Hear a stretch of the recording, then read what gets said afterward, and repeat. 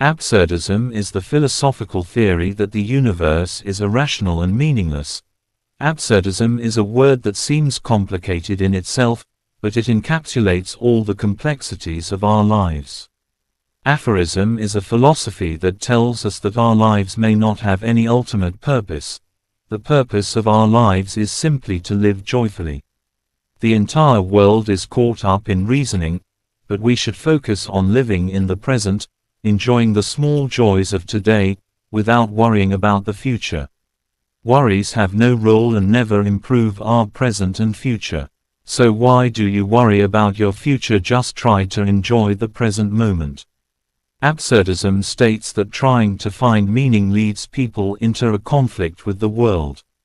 This conflict can be between rational man and an irrational universe, between intention and outcome, or between subjective assessment and objective worth, but the precise definition of the term is disputed. Absurdism claims that existence as a whole is absurd. It differs in this regard from the less global thesis that some particular situations, persons, or phases in life are absurd. The concept of the absurd is dissected into various components, with different theorists focusing on distinct aspects. At a practical level, the absurd is often portrayed as the conflict individuals face when trying to find meaning in a world that appears devoid of it. This struggle highlights the existential dilemma of navigating life's uncertainties and contradictions. On a theoretical level, emphasis is placed on the epistemic limitations of reason in comprehending reality. Here, the focus is on the inherent irrationality and incomprehensibility of the universe, posing a challenge to traditional philosophical frameworks. This theoretical dimension underscores the tension between human attempts to make sense of existence and the inherent absurdity of the human condition. Traditionally, the conflict is characterized as a collision between an internal component, belonging to human nature, and an external component, belonging to the nature of the world. However, some later theorists have suggested that both components may be internal, the capacity to see through the arbitrariness of any ultimate purpose, on the one hand, and the incapacity to stop caring about such purposes, on the other hand. Certain accounts also involve a metacognitive component by holding that an awareness of the conflict is necessary for the absurd to arise. Absurdism, as explained by thinkers like Albert Camus, delves into the contradictions and puzzles of human life. One big argument for absurdism is that it points out how insignificant we are in the grand scheme of the universe. It's like saying that our actions and struggles can seem pretty small compared to the vastness of everything out there. Another key point is how absurdism looks at death and acknowledges its role in shaping how we see life. Basically, it's about realizing that life doesn't have some ultimate purpose, and trying to find meaning in that uncertainty. But, not everyone buys into absurdism. Some people argue that life does have meaning, whether it's from religion, personal experiences, or just the connections we make with others. They think that even if the universe seems indifferent, our relationships and achievements give life significance. Also, there are folks who point out problems with absurdism, like how it's hard to balance finding meaning in life while also accepting its absurdity. They question if it's really okay to reject traditional goals and values. The debate about absurdism makes us think deeply about why we're here and what makes life meaningful. Some find comfort in embracing life's absurdity, while others find meaning in different ways, showing that there are lots of ways to tackle life's big questions. Defenders of absurdism often complain that it does not receive the attention of professional philosophers it merits in virtue of the topic's importance and its potential psychological impact on the affected individuals in the form of existential crises. Various possible responses to deal with absurdism and its impact have been suggested. The three responses discussed in the traditional absurdist literature are suicide, religious belief in a higher purpose, and rebellion against the absurd. Of these, rebellion is usually presented as the recommended response since, unlike the other two responses, it does not escape the absurd and instead recognizes it for what it is. Later theorists have suggested additional responses, like using irony to take life less seriously or remaining ignorant of the responsible conflict. Some absurdists argue that whether and how one responds is insignificant. This is based on the idea that if nothing really matters, then the human response toward this fact does not matter either. The term, absurdism, is commonly linked with the philosophy of Albert Camus, yet it's worth noting that important discussions and precursors to the absurd can be traced back to the works of Søren Kierkegaard. While Camus is often seen as the primary figure associated with absurdism, Kierkegaard's exploration of existential themes laid the groundwork for understanding the absurdity of human existence. Absurdism is closely intertwined with various other philosophical concepts and theories. Its foundational principles draw inspiration from existentialist philosophy, which delves into questions of individual existence, freedom, and responsibility. However, existentialism encompasses broader theoretical commitments and often holds a more hopeful stance regarding the potential for discovering or creating meaning in life. While absurdism acknowledges the inherent absurdity and meaninglessness of existence, existentialism tends to emphasize the possibilities for personal agency and significance within this framework. Absurdism and nihilism share the belief that life is meaningless, but absurdists do not treat this as an isolated fact and are instead interested in the conflict between the human desire for meaning and the world's lack thereof. Being confronted with this conflict may trigger an existential crisis, in which unpleasant experiences like anxiety or depression may push the affected to find a response for dealing with the conflict. Recognizing the absence of objective meaning, however, does not preclude the conscious thinker from finding subjective meaning in arbitrary places. Meaning. Absurdism, as a philosophical stance, grapples with the notion that life, or the broader world, lacks inherent meaning or purpose. While there's widespread agreement on the general sense of absurd, indicating a fundamental sense of irrationality or senselessness, there exists a rich tapestry of interpretations regarding its precise definition. This diversity of perspectives has led to a spectrum of versions of absurdism, each offering its own nuanced understanding of what it means for existence to be absurd. The choice of which definition to adopt carries significant ramifications for one's acceptance or rejection of the absurdism thesis. Depending on the specific definition embraced, the arguments marshaled both in support of and against absurdism can vary widely. This underscores the crucial importance of carefully delineating and scrutinizing the terms and concepts involved in discussions of philosophical positions. Moreover, the malleability of the term, absurd, within the context of absurdism invites ongoing dialogue and debate among philosophers. Different interpretations may highlight distinct facets of the human condition or offer contrasting perspectives on the nature of existence. As such, the quest for a comprehensive understanding of absurdism remains an ever-evolving endeavor, shaped by the continual refinement and re-evaluation of its underlying concepts and assumptions. In this dynamic landscape, the richness of philosophical discourse flourishes as scholars engage in a multiplicity of interpretations, each contributing to the ongoing exploration of life's inherent absurdity. Message. In a general sense, the absurd is that which lacks a sense, often because it involves some form of contradiction.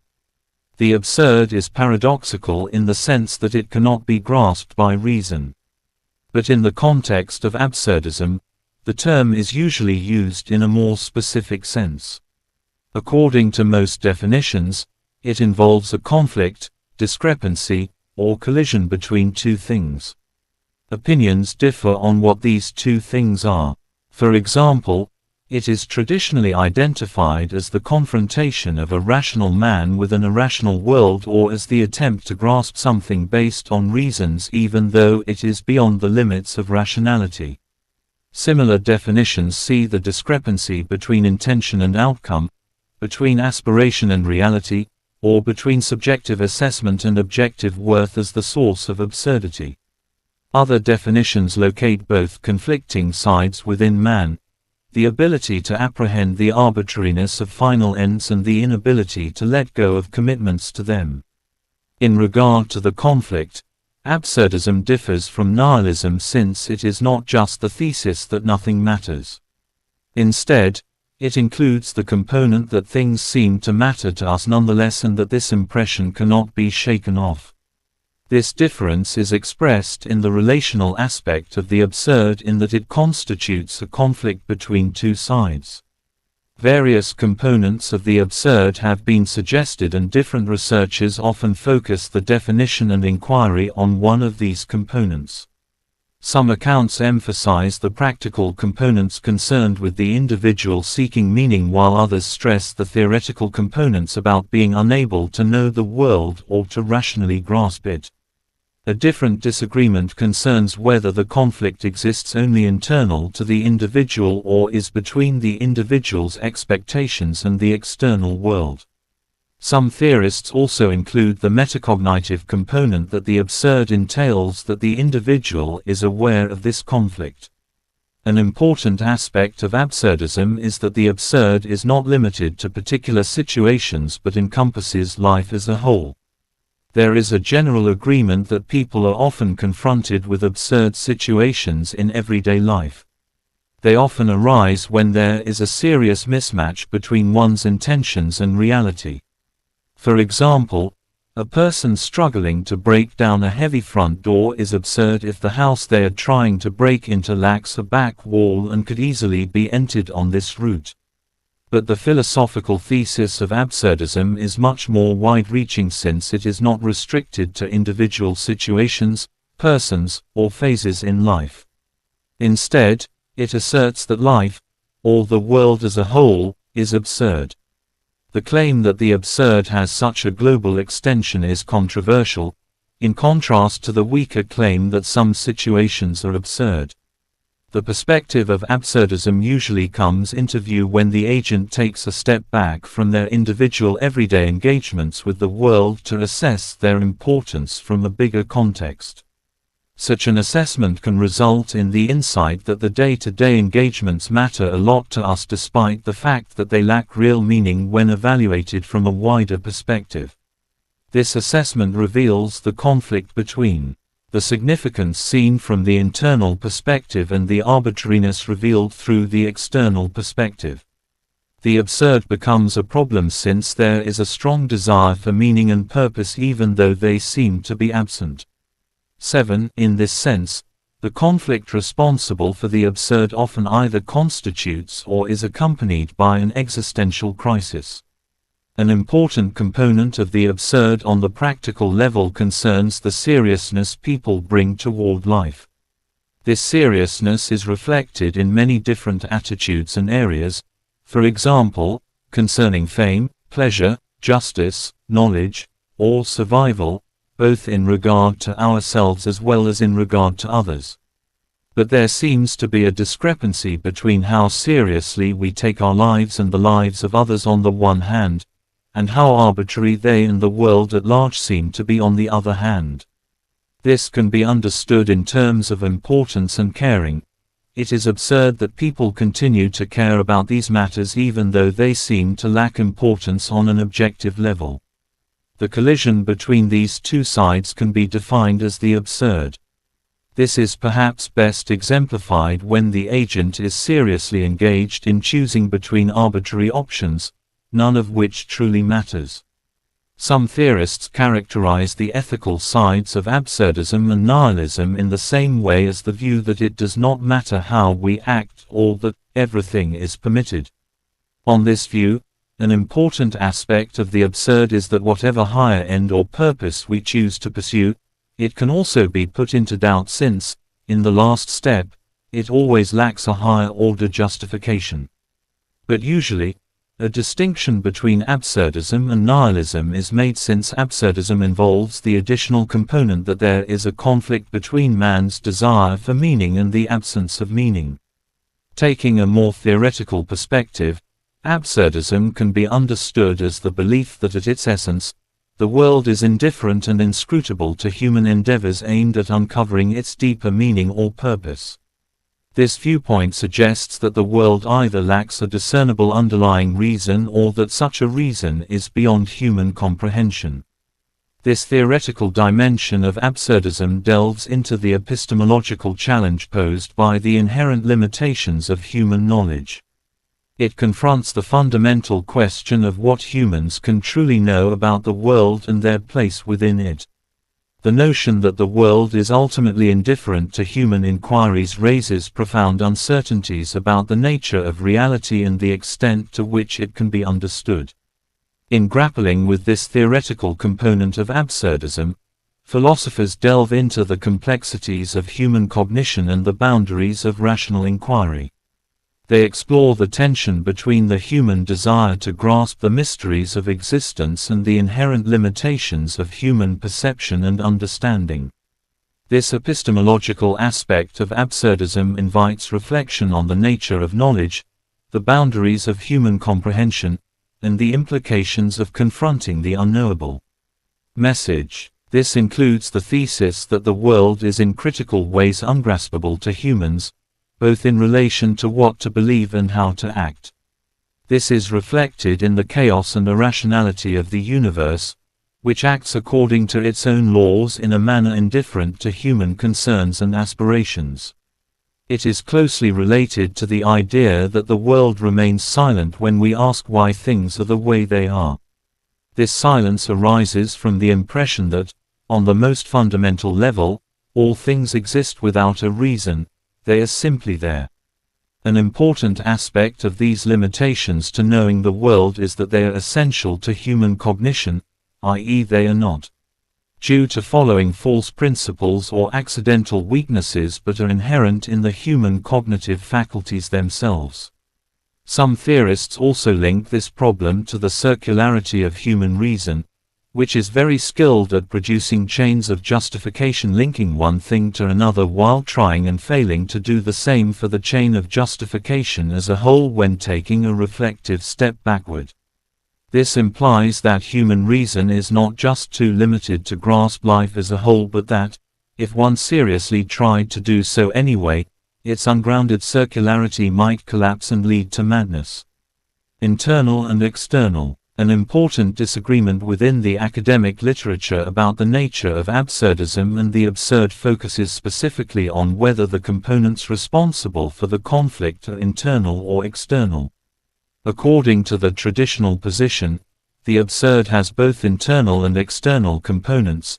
It is due to the discrepancy between man's internal desire to lead a meaningful life and the external meaninglessness of the world. On this view, humans have among the desires some transcendent aspirations that seek a higher form of meaning in life.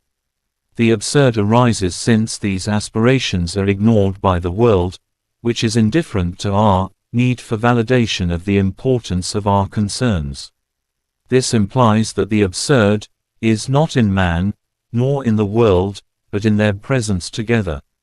This position has been rejected by some later theorists, who hold that the absurd is purely internal because it derives not from a collision between our expectations and the world, but from a collision within ourselves. The distinction is important since, on the latter view, the absurd is built into human nature and would prevail no matter what the world was like. So it is not just that absurdism is true in the actual world. Instead, any possible world, even one that was designed by a divine God and guided by them according to their higher purpose, would still be equally absurd to man. In this sense, absurdity is the product of the power of our consciousness to take a step back from whatever it is considering and reflect on the reason of its object. When this process is applied to the world as a whole including God, it is bound to fail its search for a reason or an explanation, no matter what the world is like. In this sense, Absurdity arises from the conflict between features of ourselves, our capacity to recognize the arbitrariness of our ultimate concerns and our simultaneous incapacity to relinquish our commitment to them. This view has the side effect that the absurd depends on the fact that the affected person recognizes it. For example, people who fail to apprehend the arbitrariness or the conflict would not be affected.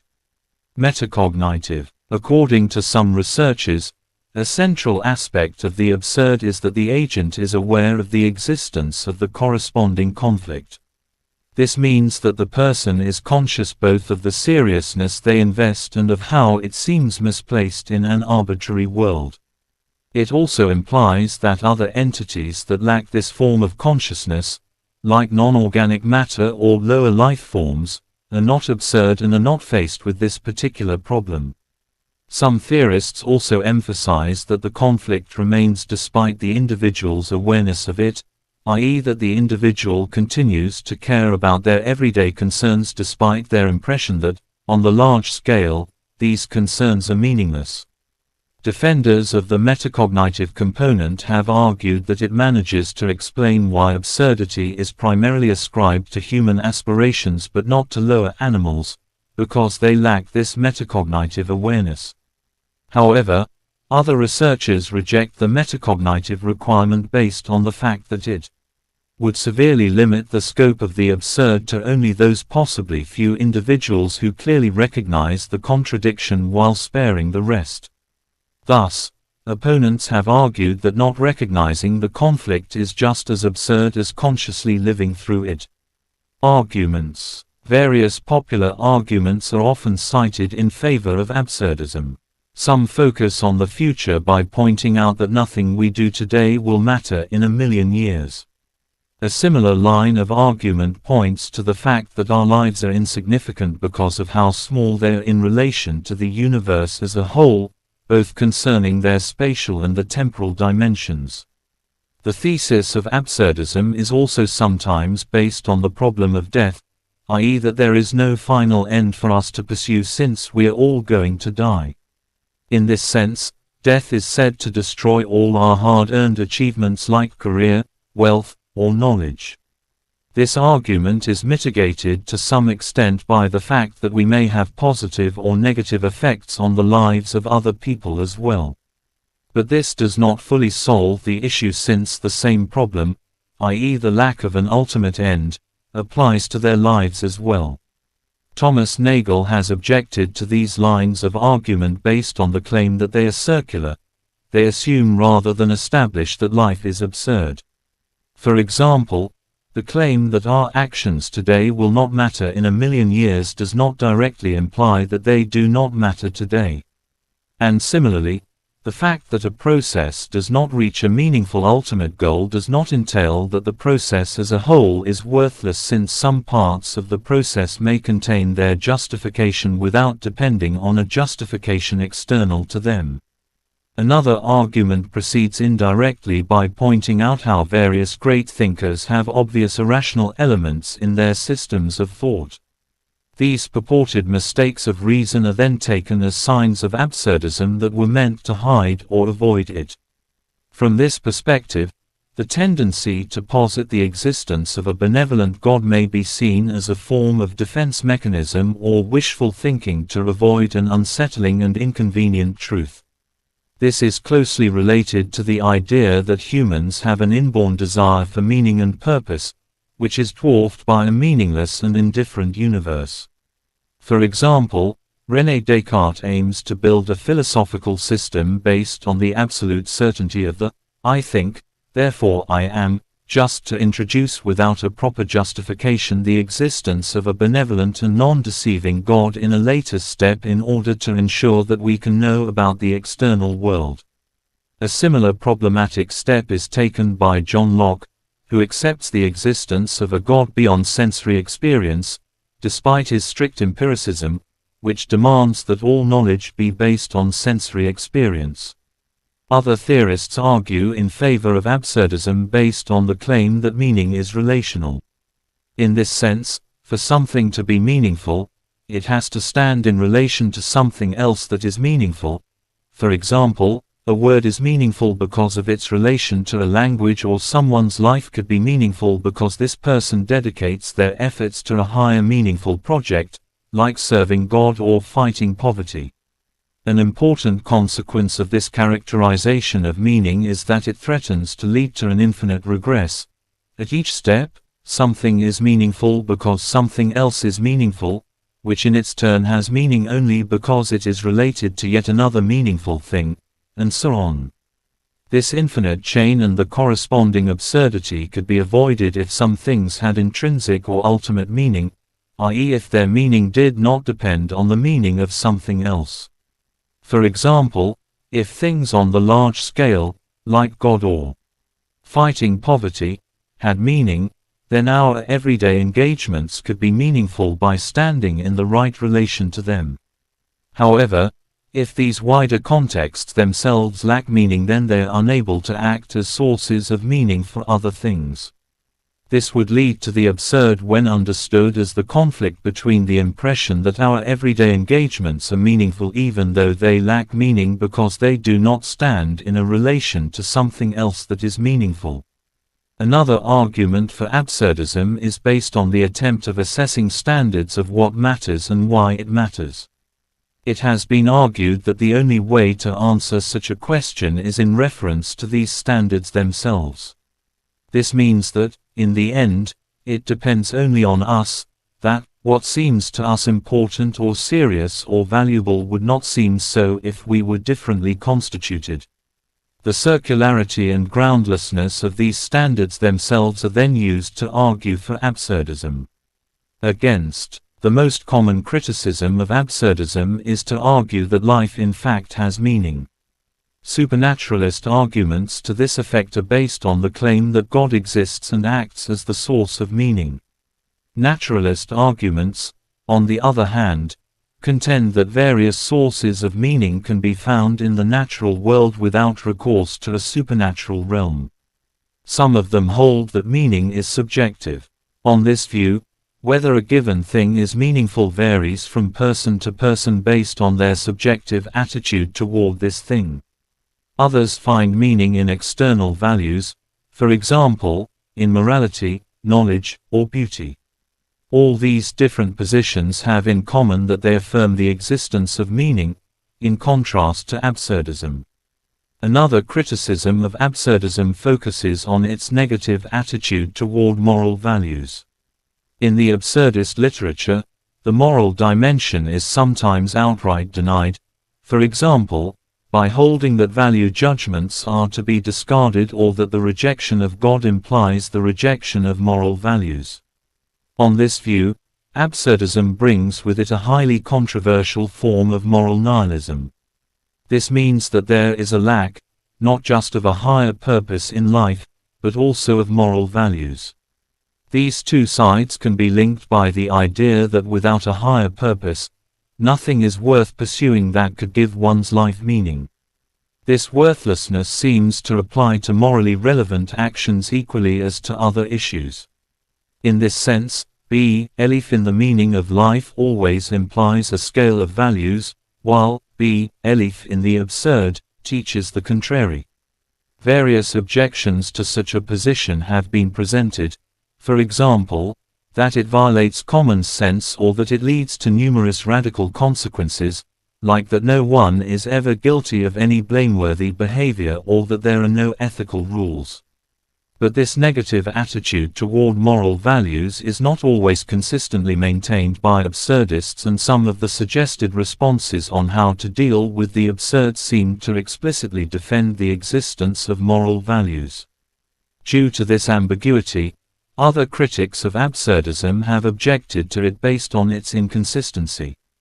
The moral values defended by absurdists often overlap with the ethical outlook of existentialism and include traits like sincerity, authenticity, and courage as virtues. In this sense, absurdists often argue that it matters how the agent faces the absurdity of their situation and that the response should exemplify these virtues. This aspect is particularly prominent in the idea that the agent should rebel against the absurd and live their life authentically as a form of passionate revolt. Some see the latter position as inconsistent with the idea that there is no meaning in life.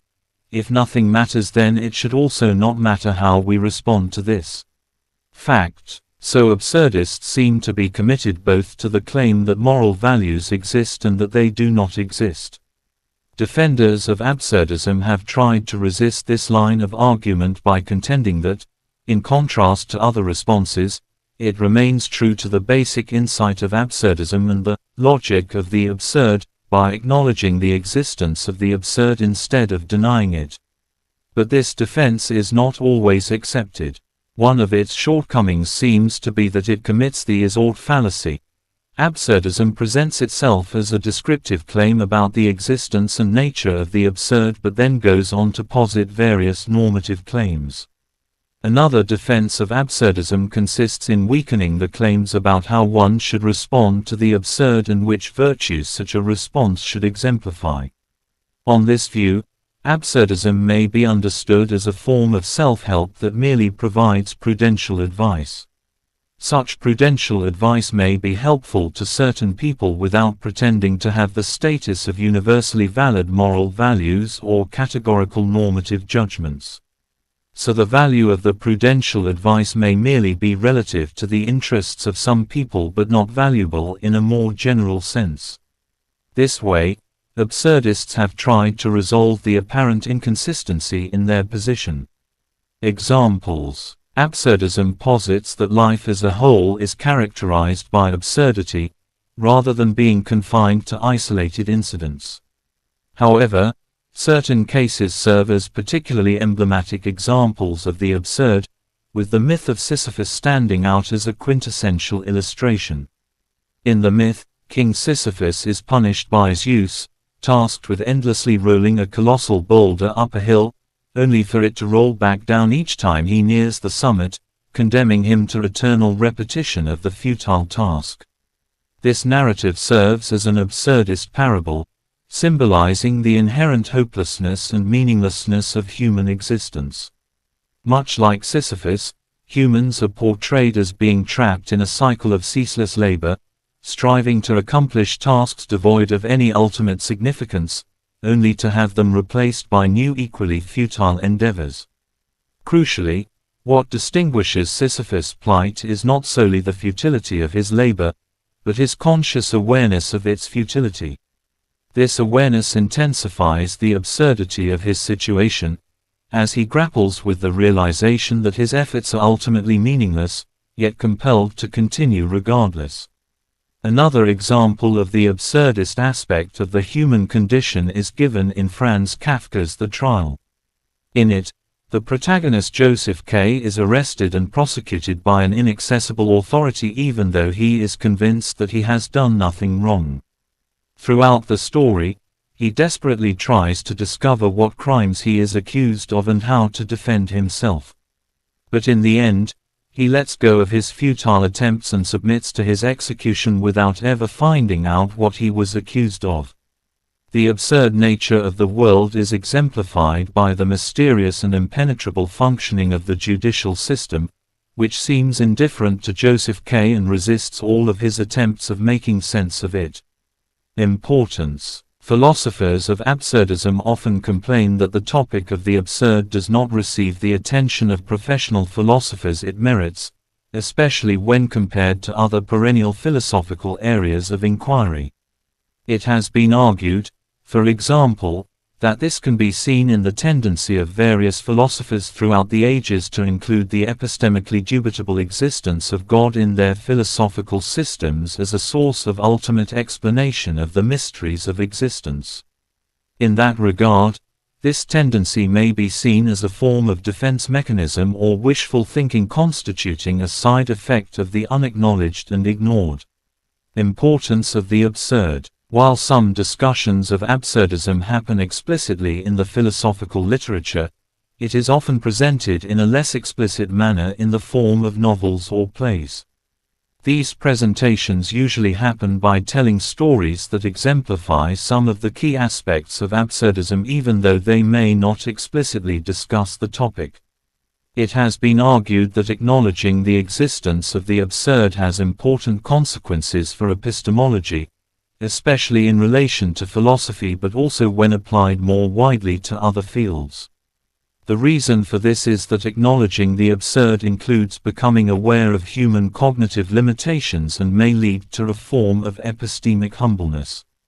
The impression that life is absurd may in some cases have serious psychological consequences like triggering an existential crisis. In this regard, an awareness both of absurdism itself and the possible responses to it can be central to avoiding or resolving such consequences. Most researchers argue that the basic conflict posed by the absurd cannot be truly resolved.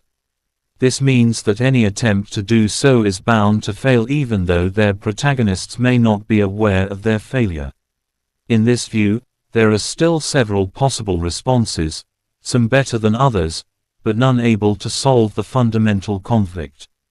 Traditional absurdism, as exemplified by Albert Camus, holds that there are three possible responses to absurdism: suicide, religious belief, or revolting against the absurd.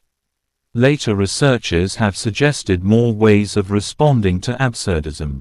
A very blunt and simple response, though quite radical, is to commit suicide.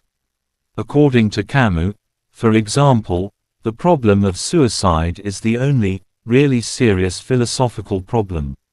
It consists in seeking an answer to the question, should I kill myself? This response is motivated by the insight that, no matter how hard the agent tries, they may never reach the goal of leading a meaningful life, which can then justify the rejection of continuing to live at all.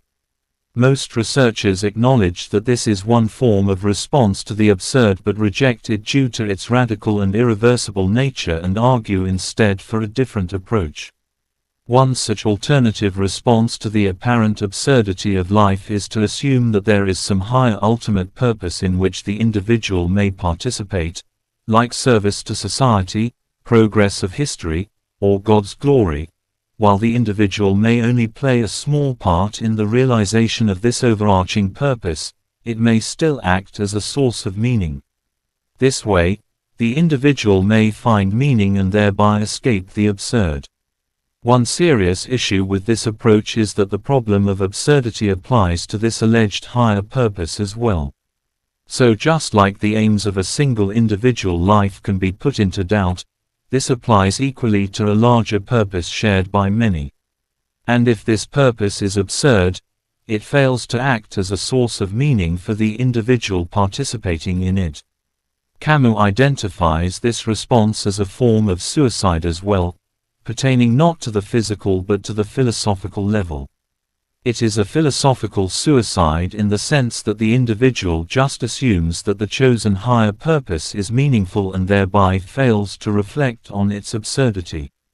Traditional absurdists usually reject both physical and philosophical suicide as the recommended response to the absurd, usually with the argument that both these responses constitute some form of escape that fails to face the absurd for what it is. Despite the gravity and inevitability of the absurd, they recommend that we should face it directly, i.e. not escape from it by retreating into the illusion of false hope or by ending one's life. In this sense, accepting the reality of the absurd means rejecting any hopes for a happy afterlife free of those contradictions. Instead, the individual should acknowledge the absurd and engage in a rebellion against it.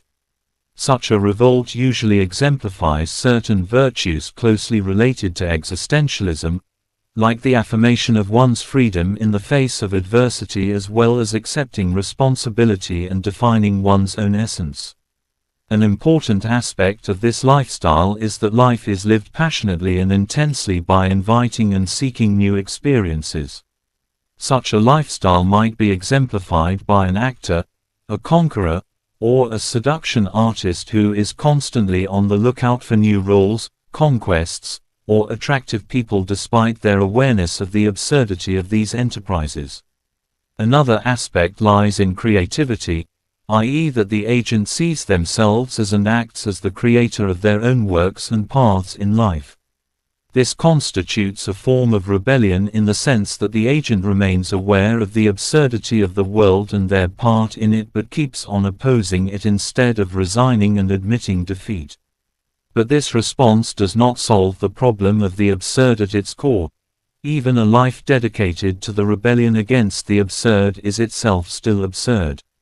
Defenders of the rebellious response to absurdism have pointed out that, despite its possible shortcomings, it has one important advantage over many of its alternatives: it manages to accept the absurd for what it is without denying it by rejecting that it exists or by stopping one's own existence. Some even hold that it is the only philosophically coherent response to the absurd. While these three responses are the most prominent ones in the traditional absurdist literature, various other responses have also been suggested. Instead of rebellion, for example, absurdism may also lead to a form of irony. This irony is not sufficient to escape the absurdity of life altogether, but it may mitigate it to some extent by distancing oneself to some degree from the seriousness of life. According to Thomas Nagel, there may be, at least theoretically, two responses to actually resolving the problem of the absurd.